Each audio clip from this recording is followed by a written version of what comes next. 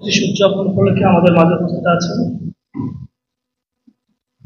বন্দর উপজেলার সহকারী কমিশনার ভূমি, বন্দর উপজেলা সাব রেজিস্ট্রার মহোদয় আছেন, উন্নয়ন কর্মকর্তা, এগ্রিকালচার কর্মকর্তা, মৎস্য কর্মকর্তা, কর্মকর্তা, বিভিন্ন দপ্তরের দপ্তর প্রধানগণ আছেন।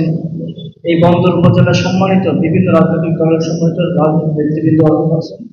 আর উপস্থিত আছেন এই উপজেলার সম্মানিত সাংবাদিকবৃন্দ, বিভিন্ন তহসিল অফিসের সম্মানিত তহসিলদার, প্রেসিডেন্ট অফিসের স্টাফবৃন্দ এবং সম্মানিত উপস্থিতি, সবাইকে আসসালামু আলাইকুম। ভূমি মেলা, আসলে ভূমি কিন্তু আমাদের জন্য খুবই গুরুত্বপূর্ণ একটা বিষয়। আমরা সবাই এই পৃথিবীতে জন্ম নিয়েছি, আবার যা মৃত্যুবরণ করবে এই ভূমিতে আমাদের কবর হবে, এবং ল্যান্ড, এই ভূমি আমাদের আহার যোগায়, তাই না? ভূমি আমাদের আহার যোগায়, ভূমি আমাদের সবকিছু। এই জন্য ভূমিটা খুবই গুরুত্বপূর্ণ একটা ইস্যু। আর এই বাংলাদেশ সরকারের ভূমি মন্ত্রণালয় আছে, যেটা এই ভূমিটাকে ম্যানেজ করে। তো এই ভূমি সম্পর্কে আমরা অধিকাংশই আমাদের গ্রামের সাধারণ মানুষ কিন্তু ভূমি সম্পর্কে এতটা ভালো বোঝে না।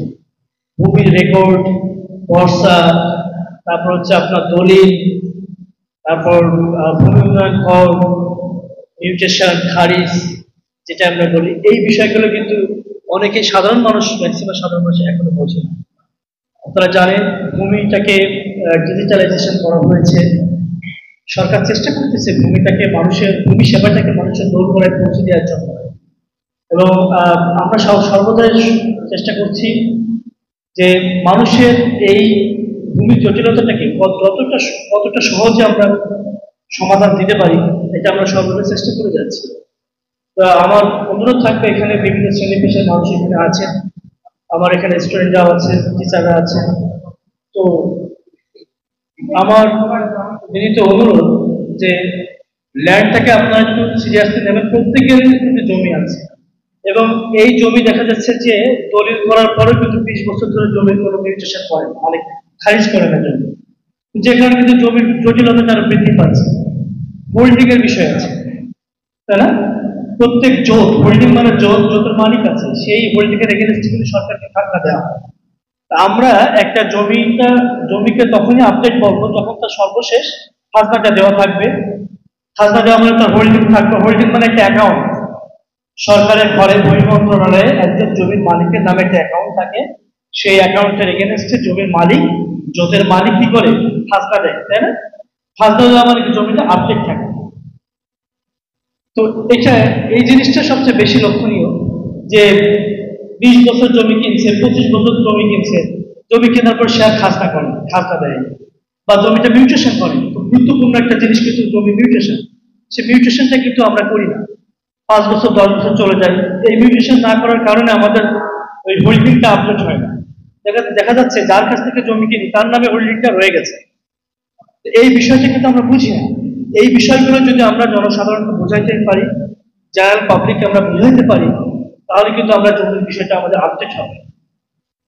আরো কিছু বিষয় আছে, আমাদের সাব রেজিস্ট্রার মহোদয় কিন্তু নতুন জয়েন করেছেন।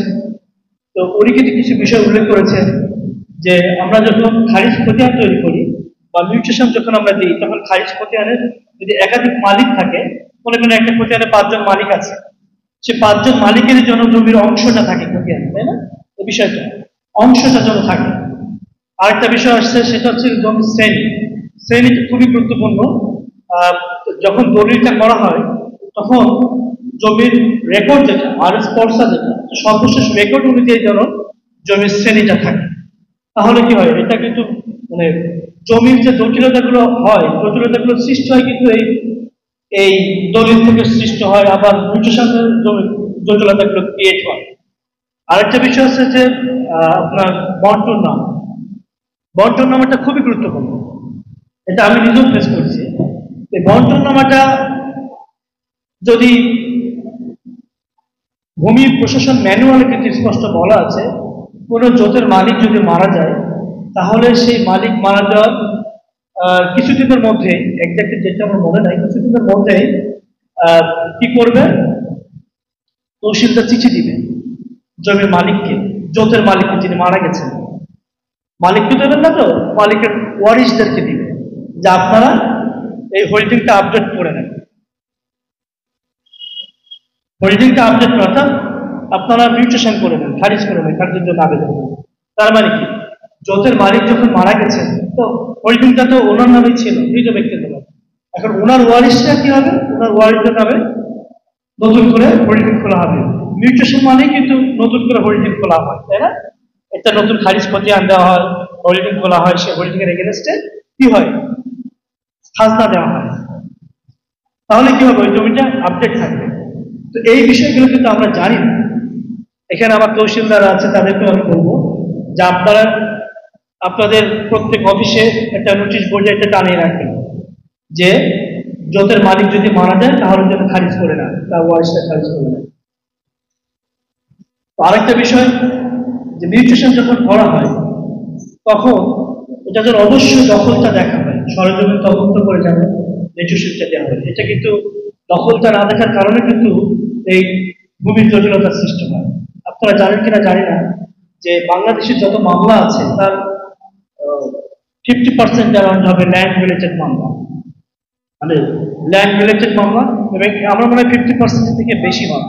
এবং ফৌজদারিতে মামলাটা হয় সেটাও কিন্তু আপনার ল্যান্ডের উপর ম্যাক্সিমাম বা অধিকাংশ কিন্তু ল্যান্ডের উপর বেসিস করে কিন্তু মারামারি হয়, মারামারি থেকে ফৌজদারি মামলা হচ্ছে। এই মারামারিটা হয় ল্যান্ড নিয়ে। দেখেন, ল্যান্ড নিয়ে মারামারি হয় কিন্তু ম্যাক্সিমাম আপন আপন ব্যক্তিদের মাঝে, ব্লাড রিলেশনের মধ্যে বা কাছের ব্যক্তিদের মাঝে কিন্তু আপনার